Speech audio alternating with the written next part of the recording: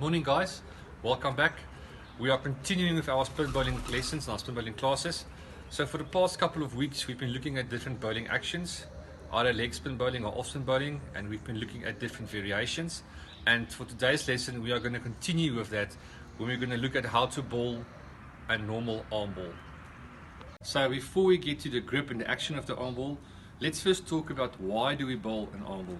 An arm ball is bowled to try and get the batsman out in two ways, either getting him bowled or getting an LBW, because there isn't any spin on the arm ball and it literally hits the pitch and goes faster and skids a bit lower, so the batsman will either get bowled or LBW. Okay guys, so let's have a look at the grip of the arm ball. So the grip of the arm ball is almost like a seam bowler bowling a seam up delivery.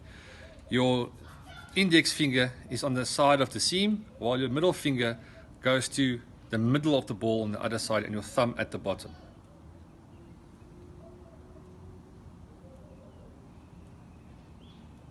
That's the grip of the arm ball. So what does my release look like and my wrist action look like when I bowl the arm ball? It's very simple actually.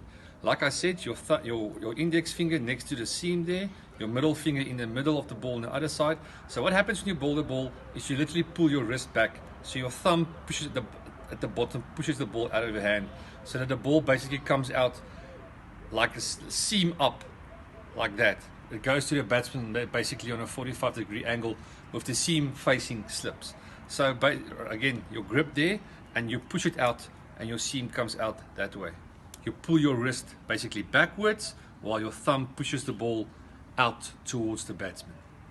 So from my side for this week, to go and practice how to bowl the arm ball, the important thing is your release. Okay, so literally sit with the ball in your hand, get your grip correctly, and make sure that your thumb pushes forward and your wrist pulls backwards, so that your seam points towards slip.